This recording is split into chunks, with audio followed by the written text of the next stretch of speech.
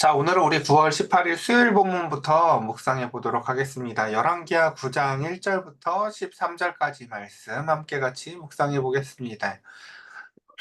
은혜의 기름과 죄의 반죽이라는 제목으로 우리 함께 같이 말씀 나눠보도록 하겠습니다. 자, 이제 오늘 이제 9장부터 본문의 배경은 어떤 이야기냐면 이런 이야기들입니다. 이제 이 앞에도 나타났지만 이제 북왕국 이스라엘과 남쪽 유다를 이제 교차하면서 이제 예를 들어서 북왕국의 이제 이스라엘의 왕은 어떠했는지, 그다음 또 남쪽 유다의 왕은 어떠했는지 이런 식으로 이제 왕들의 소개가 등장을 하는데요. 유다의 왕들은 대부분 그 하나님이 선지자들을 통해서 그 기름을 부어서 임명하시는 반면에 북왕국 이스라엘의 왕들은 보면은 자기들끼리 뽑거나 또는 반역을 통해서 왕권을 찬탈하면서 세워집니다. 근데 오늘 본문은 특이하게도 북왕국 이스라엘의 왕인 예후가 기름 부음을 받아서 왕이 삼아지는 이야기입니다. 그럼 예후는 왜 기름을 부음으로 말미암아 왕이 되어질까요? 좀 더 이 사람은 뭐 낮고 거룩하고 또한 하나님으로부터 뭐 선을 앙망하는 사람이었는가? 별로 그래 보이지는 않아요. 실제로 그 뒤에 보면은 예후는 아합보다 더욱더 우상 숭배하는 악한 왕입니다. 자, 이제 그런데 이제 이건 결과론적인 얘기고 하나님이 그러면 왜 그 북왕국 이스라엘 왕인 예후에게 이러한 기회를 주셨는가? 그러니까 첫 번째는 이제 기회적인 의미가 있어요. 기회적인 의미가요. 그러니까 우리의 인생에 있어서 참 이렇게 설명되어지기 어려운 것이 무엇이냐면 신앙이 이렇게 흥부놀부처럼 잘했으면은 나중에 그 제비다리 부러뜨린 걸 고쳐준 거에 30배, 60배, 100배 어떤 이런 보응이 있고 놀부처럼 악을 행했으면 그것에 대해서 이제 또 벌이 30배, 60배, 100배 있으면 참 이렇게 그 모든 것들이 간단하겠지만 그 일들이 그러하지가 않다라는 것입니다. 그래서 하나님의 뜻을 이루는 도구로서 하나님은요, 때로는 악을 허용하시기도 하고 그 악의 반죽을 통해서 더 큰 선을 이루시기도 합니다. 자, 그래서 오늘 본문에 아까 그 그림을 다시 한번 보시면 예. 저 앞에 곳이 이제 군사적 요충지와 같은 곳이에요. 그래서 이제 군사적 요충지로 많은 왕들과 북왕국 이스라엘들의 장군들과 남쪽 유다의 장군들이 몰려갈 때 하나님께서는 엘리사를 통해서 그의 제자에게 기름병을 주며 너는 허리에 그 끈을 동이고 나서 그곳에 가서 새로운 예후에게 기름 부음을 행해라라고 얘기를 하는 것이지요. 자, 그와 같이 이게 무슨 얘기냐면요. 이제 오늘 본문을 천천히 읽으면서 볼 텐데 우리가 이제 이 얘기를 쉽게 이해할 수 있는 이야기 중에 하나가 요셉 이야기예요. 요셉 이야기요. 그러니까 우리가 요셉 이야기 기억나실 거예요. 창세기에 보면은 제일 뒤에 꽤 길게 배치되어 있는데 요셉 이야기를 막 시작하는 것 같다가 얼마 안 가서 뜬금없는 이야기가 한 장 끼어 있는 게 38장이었어요. 그 38장의 이야기가 누구 이야기였죠? 유다가 죄 짓는 이야기였어요. 그래서 유다가 죄짓는 이야기가 여기 뜬금없이 왜 끼어져 있지? 넷째 아들 이야기가. 근데 그 유다가 자기보다 더 죄인이라고 생각했던 자기의 며느리를 저주했다가 그 가운데서 자신이 더 큰 죄인임을 깨닫는 이야기가 뜬금없이 껴있죠.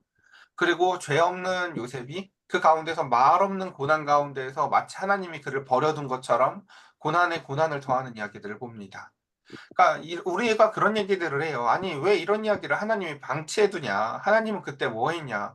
하나님이 그때 뭐 했냐고 묻기 전에요. 인간들이 왜 그렇게 악한지를 물으세요. 어떻게 형제를 미워하는 것을 가지고 형제를 팔아먹을 수 있는가? 어떻게 형제를 미워함으로 말미암아 형제를 죽일 수 있는가 말입니다. 그러니까 질문이 틀린 거예요. 하나님이 뭐 했냐가 아니라요. 인간은 왜 그렇게 악한가예요. 수많은 인간의 악들 가운데에서 제가 그래서 이 제목을 오늘 이렇게 표현을 해놨죠. 뭐라고 해놨어요? 은혜의 기름과 죄의 반죽. 그쵸? 우리 추석에 뭐 많이 만들잖아요. 그쵸? 그러니까 그냥 그렇게 생각이 들었어요. 그러니까 하나님께서는 그 가운데에서 은혜의 향기로운 기름을 부으시지만 그 가운데에서 인간은 끊임없이 더러운 죄를 공급해요. 그리고 그것을 가지고 하나님은 인간도 생각해 볼 수 없고 하나님의 계획에서도 애초에 없었던 플랜 B, 플랜 C를 통해서 또 다른 음식으로 우리의 인생들을 계획해 나아가시고 인도해 나아가시는 이야기들을 우리 오늘 함께 같이 묵상해 보도록 하겠습니다. 1절 보겠습니다. 선지자 엘리사가 선지자의 제자 중 하나를 불러 이르되 너는 허리를 동이고 이 기름병을 손에 가지고 길르앗 라못으로 가라. 라고 돼 있습니다. 아까 그 밖에 그림이 뭐였어요? 거기가 길르앗 라못이구나. 길르앗 라못은 어디냐면요. 이제 제 북왕국 이스라엘 위에 가장 위협적인 나라가 아람이라는 나라가 있다는 거 우리 이제 계속 들었어요. 그 아람과 이제 그 군사적 아람이랑 전쟁을 할 때 가장 중요한 군사적 요충지예요. 그게 이제 언덕 지역이어서 그 지역을 차지한 사람이 훨씬 유리한 고지를 차지하게 되는데 그 길르앗 라못을 드디어 이제 이스라엘이 차지하게 되었고 그곳에서 남쪽 유다의 수많은 장군들과 북쪽 이스라엘의 수많은 장군들이 모여 있는 지금 상황입니다. 그러니까 지금 이제 그 가운데서 그런 긴박한 상황 가운데에서 하나님은 뜬금없이 엘리사를 통해서 뭐라고 얘기합니까? 너는 그 허리를 동이고 기름병을 손에 가지고 길르앗 라못으로 가라라고 하면서 이제 여기서 허리를 동인다는 표현이 중요해요. 이제 허리를 동이는 게 의미가 어떤 의미냐면 어떠한 새 일을 행할 때 이제 하는 게 너는 허리를 동여라. 예를 들면 출애굽할 때 여러분 기억나요? 출애굽할 때 어떻게 하라고 했는지 너는 허리를 동이고 그 가운데에서 그쵸 막대기를 짚고 그 가운데서 그쵸 급히 그 가운데서 이렇게 표현을 하죠. 어떤 것처럼 어떠한 새로운 일을 행할 때 또한 에베소서 같은 데도 마찬가지였고 진리의 허리띠를 동이고라고 하면서 그 가운데서 이제 그 초점을 하나로 줄이는 거죠. 그러니까 우리의 인생들 가운데에서 이제 이 모습이 왜 중요하냐면요. 사실은 이 지금 하나님이 이 그 엘리사를 통해서 엘리사의 제자에게 요구하고 있는 이 모습이 이게 누구의 모습이냐면 사실은 하나님의 모습이에요. 그러니까 하나님이 늘 우리의 그 이런 거죠. 그러니까 여러분 요번에 뭐 이제 많이 뭐 안 해서 잘 모르실 수도 있을 것 같은데 요즘에 음식을 잘 안 하잖아요. 그쵸? 생각을 해 보자고 이렇게 막 엄마들이 모여서 이모들이 모여서 막 음식을 하는데 애가 저기에다 뭐 기름병을 엎었어요. 혹은 어떤 재료를 엎었어요. 무슨 일을 벌였어요. 그럼 그것에 대해서 그 가운데서 그것을 치우면서 또 다른 새 일을 준비하는 것처럼 그 가운데서 이제 인간들이 죄악 가운데서 저 길르앗 라못에 모이고 있을 때 하나님은 그 길르앗 라못의 그 군사적 요충지를 의지해서 그 가운데서 자신들의 뜻대로 사는 인간들의 죄악 가운데 또 다른 그 존재인 그 하나님의 뜻을 품고 살아나가는 하나님의 선지자 중 제자 한 사람을 통해서 하나님은 이때 어떠한 일을 행하고 계신지 진짜 왕이신 하나님은 어떠한 일을 행하시고 어떻게 일을 행하시는지를 보여주는데 먼저 너는 그래서 이렇게 허리를 동여라 하면서 너희가 그러고 있을 때 난 여기서 새 일을 준비하고 있단다 라고 보여주시는 거예요. 우리가 죄악 가운데에서 빠져 있을 때요 하나님은 뭐 하시냐 여러분 이렇게 대답하세요. 하나님은 그때 우리의 죄악된 모습을 보시고 새 일을 또 계획하십니다. 그리고 그 가운데서 2절에 이렇게 표현하죠. 거기에 이르거든 nim시의 손자 여호사밧의 아들 예후를 찾아가서 들어가서 그의 형제 중에서 일어나게 하고 그를 데리고 골방으로 들어가라 이야기합니다. 3절 그리고 기름병을 가지고 그의 머리에 부으며 이르기를 여호와의 말씀이 내가 내게 기름을 부어 이스라엘 왕으로 삼노라 하셨느니라 하고 곧 문을 열고 도망치되 지체하지 말라. 예, 이게 얼마나 황당한 이야기입니까? 지금 이제 전쟁 상황 가운데에서 길라 라못에 수많은 장군들이 모여 있어요. 근데 그 가운데서 그 장군 중에서 꽤 우두머리 격인 예후를 따로 불러다가 그 가운데서 방에서 기름을 붓고 그를 왕으로 임명하래요. 여러분 이거 뭘로 보여요? 이거 모반이에요, 모반. 예, 그쵸. 지금 그렇지 않겠어요? 그쵸? 그 나라의 왕이 엄연히 있는 상황 가운데에서 자 근데 4절 그래서 그 청년이 곧 그 선지자의 그 청년 곧 그 선지자의 청년이 길랏 라못으로 가니라. 여기서 청년이라는 표현도 그 나이 어린 청년이라는 개념이 아니에요. 어쨌든 중요한 것은 뭐 그런 건 아니니까 일단 넘어가 보도록 일단 중요한 것만 설명해 볼게요. 그다음 5절 그가 이르러 보니 군대 장관들이 앉아 있는지라라고 하면서 드디어 이제 길랏 라못에 왔습니다. 그리고 그들은 그 이제 길랏 라못이라는 그 군사적 요충지를 어떻게 지키며 아람과 어떻게 전쟁을 수행해 나아갈지에 대해서 이제 고민하고 있던 그 나라의 중요한 장관들이 있는 자리에 하나님의 뜻을 그 엘리사의 제자가 이제 들고 와서 이렇게 얘기하죠. 소년이 이르되 장관이여 내가 당신에게 할 말이 있나이다. 예후가 이르되 우리 모든 사람 중에 누구에게 하려느냐. 그쵸. 이 대화를 통해서 알 수 있어요. 예후가 누구였구나? 아, 되게 중요한 장관이었구나. 라는 것을 알 수가 있죠. 그리고 이르되 장관이여 당신에게는이다. 라고 하면서 예후가 이제 예후와 이런 대화를 나눕니다. 6절. 예후가 일어나 집으로 들어가니 청년이 그의 머리에 기름을 부으며 그에게 이르되 이스라엘 하나님 여호와의 말씀이 내가 내게 기름을 부어 여호와의 백성 곧 이스라엘의 왕으로 삼노니라고 하면서 이제 우리에게는 이미 벌어진 일이니까 뭐 그냥 굉장히 간단한 이야기처럼 보이지만 사실 굉장히 위험한 일이죠. 이거 발각되면요 그냥 죽을 거예요. 뭐 그쵸 그쵸 예. 예, 뭐 이렇게 사지가 찢겨서 죽여도 뭐 이렇게 할 말이 없는 죄예요, 사실은요. 모반죄라는 게 말이죠. 우리가 왕정 시대를 안 살아왔으니까 그렇죠. 예, 그렇죠. 그런 것처럼 이렇게 위험한 일을 이제 그가 그에게 행합니다. 그리고 그다음 6절 보겠습니다. 7절. 너는 내 주 아합의 집을 치라. 내가 나의 종 곧 선지자들의 피와 여호와의 종들의 피를 이세벨에게 갚아주리라고 얘기하시면서 여기서 보면은 갚아주리라 얘기하시면서 지금 이 모든 일을 행하시는 하나님의 그 이제 뜻이 어디에 있는지를 잘 보여주고 있어요. 그러니까 지금 보면은 이 소년에게 이제 이 청년에게 이와 같은 일을 시킨 이유가 뭐냐면은 바로 지금 아합은 이미 죽었지만 아직도 이세벨이 그 가운데서 남아서 영향력을 미치고 있는 북왕국 이스라엘을 향해서 하나님은 지금 그 북왕국 이스라엘의 죄악 가운데에서 남아 있는 그 이세벨의 영향력을 그 가운데서 온전히 제거하시는데 전념하시기 위해서 하나님은 이와 같은 일을 하신다라는 것입니다. 그러니까 이게 참 어려워요. 그러니까 여러분들은 어떤 일에 잘 전념을 하시나요? 그러니까 오늘날 시대에 보면은 많은 사람들이 사실은 집중력이 별로 없어요. 뭔가 마음을 전념해서 한 가지 일을 지그시 하는 일을 잘할 줄 몰라요. 마치 왜냐하면 오늘날 핸드폰도 그렇고 뭐 유튜브도 그렇고 그 가운데 우리의 시선을 빼앗는 일들이 너무나 많기 때문에 내가 무슨 일을 하려고 시작했는지를 길을 잃어버리죠. 무슨 일을 시작했다가 말이죠. 그러니까 지그시 책 한 권을 다 읽는 어떠한 전념하는 마음을 보기가 어려워요. 그리고 뭐 그쵸. 그것처럼 이런 이야기를 왜 하냐면요. 지금 이 7절의 모습이 보여주는 게 뭐냐면 이런 거예요. 그러니까 어 뭐 요번에 명절들을 여러분 예를 들어 어떻게 보내셨는지 모르겠는데 제가 요번에 이제 장모님네 집에서 또 보면은 장모님은 명절 당일 빼고는 다 일하셨거든요. 근데 이제 명절 당일에도 보면은 음식을 만들 수 있는 것도 장모님밖에 없고 어쨌든 간에 혼자서 너무 바쁜 거예요, 보면요. 일하시다 또 와 가지고 음식 만드시고 또 그다음 또 가고 나면 혼자 청소 다 하시고 하면서 혼자 행하는 일이 너무 많은데 그 한 가지 일 한 가지 일들을 다 전념하면서 하는 거죠, 어떤 일들을요 다. 그와 같이 그 가운데서 하나님은요. 그 가운데에서 이스라엘의 죄악 가운데서 여전히 남아 있는 그 이세벨의 죄악 가운데서요.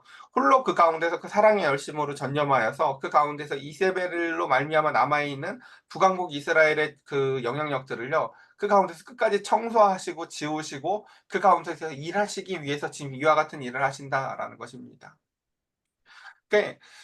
그어 사람은 지금 제가 이게 왜 이런 얘기를 하냐면요. 하나님은 이와 같이 이제 이걸 예전에 어느 책에서 박영선 목사님의 책에서도 보면 하나님의 열심이라는 책이 있는데 그 책에서도 보면 하나님은 참 성실하시고 신실하시거든요. 근데 반면에 여러분 사람은 하나님한테 신실해요, 안 신실해요? 그쵸. 우리 안 신실해요. 사람이 신실할 때가 간혹 있어요, 간혹. 어떨 때 사람은 신실할까요? 그러니까 하나님은 사람한테 늘 신실한데요. 사람은요. 더 이상 의지할 게 없고 더 이상 내 시선을 빼앗아 갈 게 분산되는 게 아무것도 없을 때야 겨우 좀 신실한 것 같아요. 그러니까 내 몸이 죽어라 어디가 아프던가 그래서 더 이상 뭐 손가락을 놀려서 놀 수 없건가 아니면 마음이 너무 고통스러워서 이제 다른 게 재미가 없어지던가 하는 방식으로요. 사람은 마음이 분산될 게 사라져야만 그 가운데서 하나님께 이렇게 집중하는 걸 봐요. 우리 그래서 오늘 1 절의 첫 장면의 첫 명령이 뭐였어요? "너는 허리를 동이라."라고 얘기를 했죠. 허리를 동인다는 것은요. 그래서 내 분산된 마음을 하나로 모은다는 의미를 가져요. 그러니까 더블 포커스를 싱글 포커스로 맞추는 거죠. 내가 이것도 해야겠고 저것도 해야겠는 게 아니에요. 내가 돈도 벌어야겠고 그 가운데서 하나님도 모셔야겠고 하는 것처럼 물론 우리 그냥 돈 벌지 말라는 게 아니죠. 그 마음의 얘기예요 이건요. 그러니까 마음을 여기저기에다가 분산했던 마음을 오직 하나님만을 의지하는 마음으로. 그러니까 그와 같이 그 가운데서 분산된 마음을 모아야 하는 것이 사실은 하나님이 우리에게 요구하시는 바입니다. 그다음 8절 보겠습니다. 그래서 아합의 온 집이 멸망하리니 이스라엘 중에 매인자나 노인자나 아합에게 속한 모든 남자는 내가 다 멸절하되 아합의 집을 느바세 아들 여로보암의 집과 같게 하며 또 아히야의 아들 바하사의 집과 같게 할지니라. 이스라엘 지방에서 개들이 이세벨을 먹으리니 그를 장사할 사람이 없으리라 하셨느니라 라고 하면서 이세벨이라는 여자로 말미암아 사실은 이스라엘의 죄악들이 얼마나 관영했었는지 여러분들 기억하실 거예요. 그 나봇의 포도원을 뺏었던 것부터 시작해서요. 그러니까 뭐라고 해야 될까요? 그 정말 우상 숭배라고 표현하는 것도 다 담기지가 않을 것 같아요. 인간의 아주 뿌리 깊은 죄악과 그 가운데서 우상 숭배하는 마음들로 그 가운데서 정말 많은 사람들에게 정치적 신념과 그 가운데서 그 이방적인 모든 문화들을 이 땅 가운데서 가득 뿌려 놓은 그 이세벨의 죄악들이 정말 뿌리 깊었었는데 그 가운데서 하나님은요 그 모든 것들을 왜 참고 견디실까요? 그쵸? 그쵸. 마치 아이가 이렇게 얘기를 하는 거죠. 뭐 무슨 물건 만들려고 해 놨었던 것들을 어떤 사람이 기름을 엎지르기도 하고 어떤 사람이 그것을 오염시키기도 하는데 그 가운데서 그러고는 "왜 이걸 여기다 놔둬?"라고 하는 거랑 비슷할 것 같아요. "왜 선악과를 한가운데다 놔둬? 왜 인간이 왜 이렇게 죄를 짓게 놔둬? 그러니까 왜 싸우게만 놔둬?" 그쵸. 추석 명절 때 되면은 그쵸 우리가 이제 그런 일들이 정말 많이 벌어지잖아요. 가족끼리 많이 싸운다고요 사실은. 왜냐하면 우리가 사랑의 실력은 없는데 명절이란 이유로 한번 모여야 되긴 하거든요. 그럼 이제 내가 가까이 갈 실력이 없는데 가까이 갔다가 이런 참견 저런 참견 또 이제 함부로 말을 했다가 다투는 가정들이 얼마나 많은지 몰라요 사실은요. 아유 그쵸. 여러분들의 윗집 아랫집은 몰라 뭐 어떠셨는지 모르겠어요. 저희 위아랫집은요 예 시끌벅적했어요 어쨌든 간에. 근데 그 가운데에서 하나님이 이제 그러니까 이런 얘기들을 하는 거죠. 그러니까 "명절을 왜 만들어 가지고 뭐 이러냐?"라고 하기도 하고 이제 다양한 사람들이 그와 같은 부딪힘 속에서 참 이제 고통스러워하고 힘들어하지만 그 가운데 사실 하나님께서 우리에게 요구하시는 바는 단순히 거리를 두라는 게 아니죠 사실은. 거리를 두는 건 사실 정확한 답은 아니에요. 그 가운데 그때 우리가 그 자리 가운데서 이제 모든 것 우리의 마음을 분산시켰던 모든 것들을 내어 버리고 그 시간에 하나님이 뭐 하시는지를 한번 보시라고요. 그 시간에도 하나님은 역사하시고 일하시고 그 가운데서 누군가가 흘려 놓은 것들을 닦으시고 그 시간에도 누군가가 버려 놓은 일들을 치우신다고요. 뭐 아파트 사시는 분은 예를 들어서 모르시겠지만 이렇게 빌라 사시는 동네에 있는 분들은 이제 명절 되면 밖에 어때요? 쓰레기가요 어마어마하죠. 예. 그 며칠 동안 쌓아 놨던 쓰레기들이 이제 어마어마하게 밀려 나온다고요. 그쵸? 근데 그거 우리가 걱정해요 안 해요? 걱정 안 해요. 왜요? 그거 치워 주시는 분들이 계실 거거든요. 그분들은요 평소보다 몇 배 힘들 거예요 지금요. 사실 오늘이 얼마나 끔찍할지 몰라요. "쉬었으니까 다 쉬었다." 해요? 아니요. 일이 조금 더 줄어 있지 않아요. 쉬었던 일이 한 번에 몰려 나올 거예요 아마요. 더 많이 몰려 나올 거예요 아마요.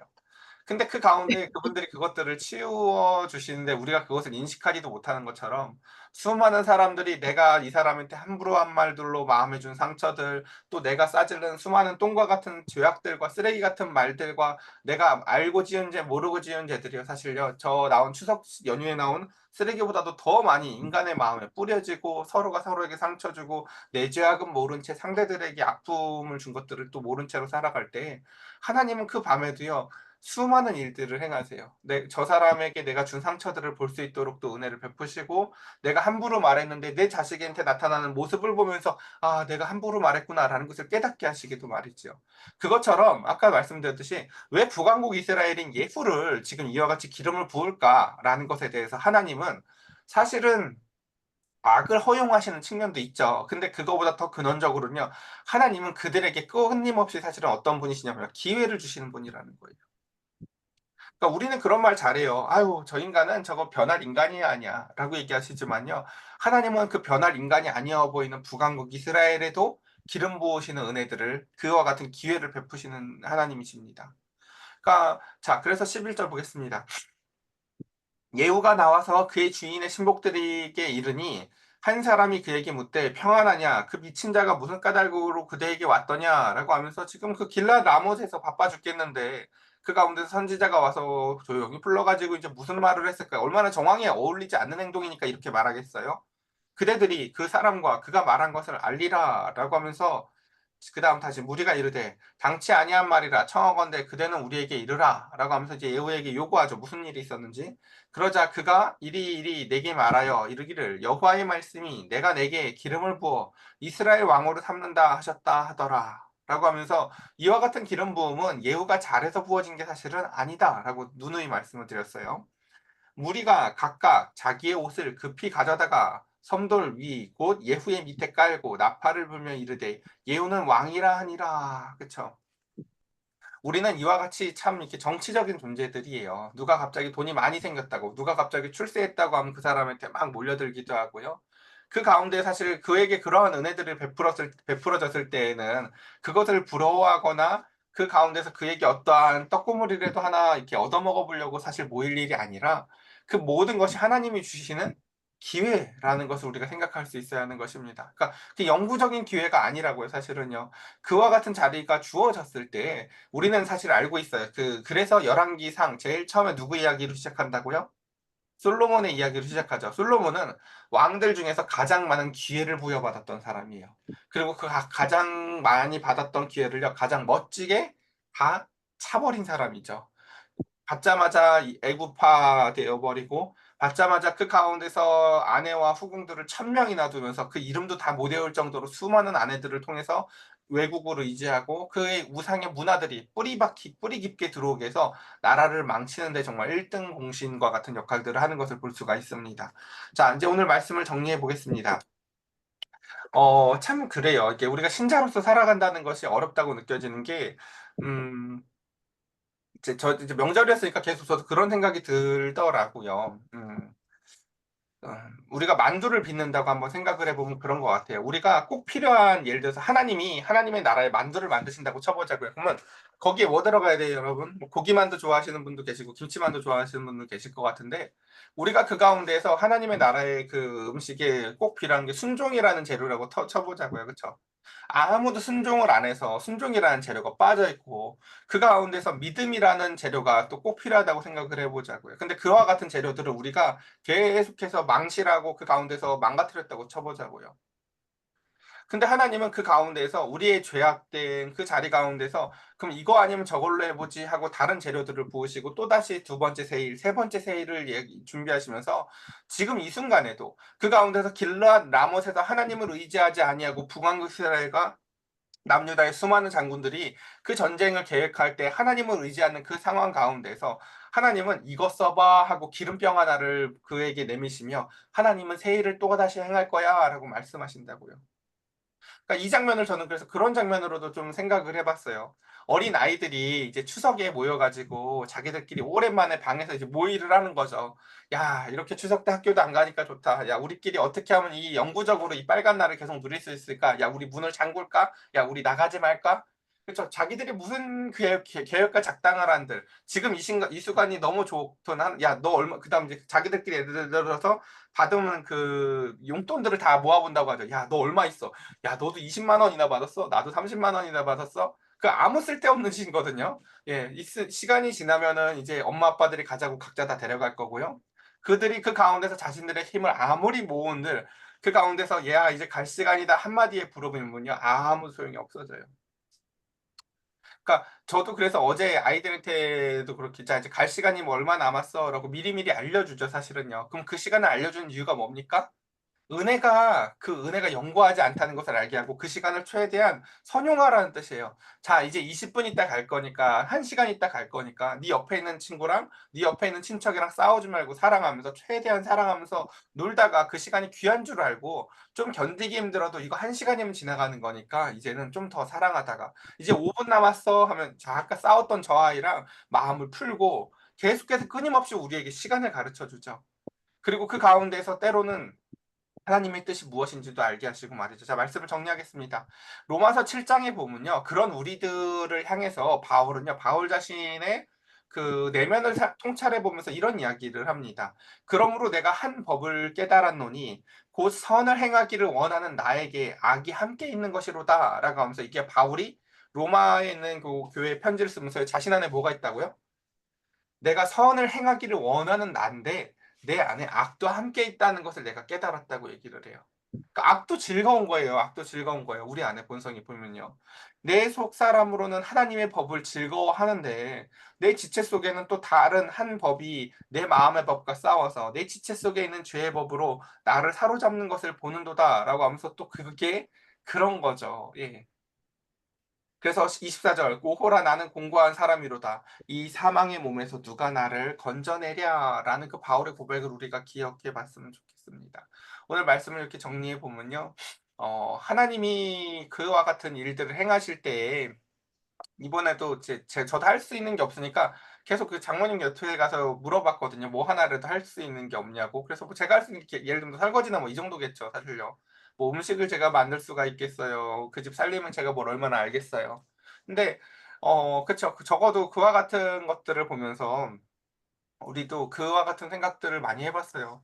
하나님이 홀로 모든 것들을 감당하실 때에 그 자리 가운데 하나님이 말씀하시는 거죠. 놀고 있는 한 아이, 전부 다 죄악 가운데서 자기의 이기적인 욕구에 빠져서 놀고 있을 때 그 가운데서 한 아이에게 기름을 "야 너는 가서 예후에게 기름을 부어라."라고 했을 때 그 말씀에 순종하는 것이 사실은 얼마나 어려운 것이었는지를 생각해 봤으면 좋겠습니다.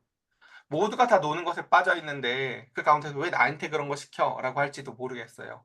자, 그러나 그 가운데 하나님의 뜻대로 순종함으로 말미암아 하나님이 일을 어떻게 하시는 분인지를 드러내는 그와 같은 그 선지자 엘리사의 제자들이 있었던 것처럼 저와 여러분들의 삶 가운데서 모든 사람들이 다 "야 명절 없어져야 돼. 야 여행이나 가야 돼. 야 이제는 더 이상 가족들끼리 모일 필요가 없어."라고 하면서 사랑을 포기하는 이와 같은 시대에 도리어 명절이 그 가운데 아니 내가 내 자신을 양보하고 그 가운데서 더 사랑하기에 좋은 시간들로 선용할 수 있는, 그래서 예수 믿는 사람들을 "이기적이야."가 아니라 예수 믿는 사람들이 그 명절 때에 그 가운데서 하나님의 사랑과 선을 어떻게 드러내 보이는지를 밝히 드러내는 저와 여러분들 되시기를 간절히 축복합니다. 제가 우리 함께 같이 이 시간 기도하도록 합시다.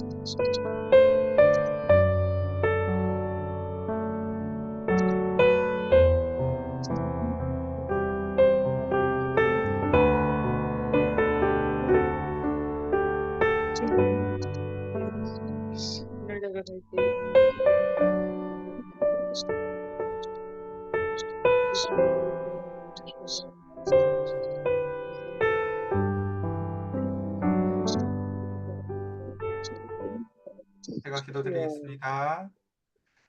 하나님, 우리 사랑하는 성도들 또 명절을 잘 보냈을 줄로 압니다. 그 명절 기간 동안에 너무 가깝고 때로는 그 가운데서 아 사람의 연약함으로 말미암아 상처받고 상처받는 말들로 말미암아 아파하는 일들이 있었 없었는지는 또 돌아봅니다.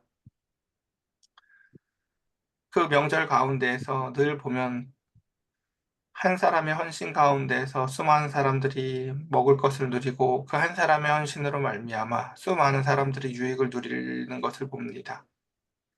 하나님, 우리의 시선이 이제는 그 가운데서 내가 유익을 누리고 내가 즐거운 모든 것들을 당연히 여기는 것이 아니라 그 유익들이 어디로부터 나오는 것인지를 바라보게 하시고, 내가 추석 때 먹었던 수많은 당연한 음식이 아니라 내가 받는 당연한 용돈들이 아니라 그 모든 것들이 예후에게 예후가 잘해서 주어지는 것이 아니라 하나님이 예후에게 주는 기회이자 하나님 은혜인 것을 바라보게 하여 주시고, 우리에게 주어진 모든 삶의 모든 것들 역시도 하나님이 우리에게 주시는 기회이자 그것이 영원한 기회가 아니라 하나님 아버지 우리에게 주어진 때에 최선을 다하여 그 이제는 마음의 허리띠를 동이고 내가 노는 것에, 내 인생을 누리는 것에, 내 뜻대로, 내 욕구대로, 내 이기적 욕구에 빠져서 사는 대로 살아가는 것이 아니라 하나님 그 혼자 홀로 헌신하시고 홀로 모든 것을 희생하시는 우리 주 예수 그리스도의 은혜 옆에 서서 자기의 십자가를 지고 그 모든 시간을 함께 같이 있는 것을 더 즐거워하는 우리 사랑하는 멋진 그리스도인들 되기를 하나님 아버지 소원합니다.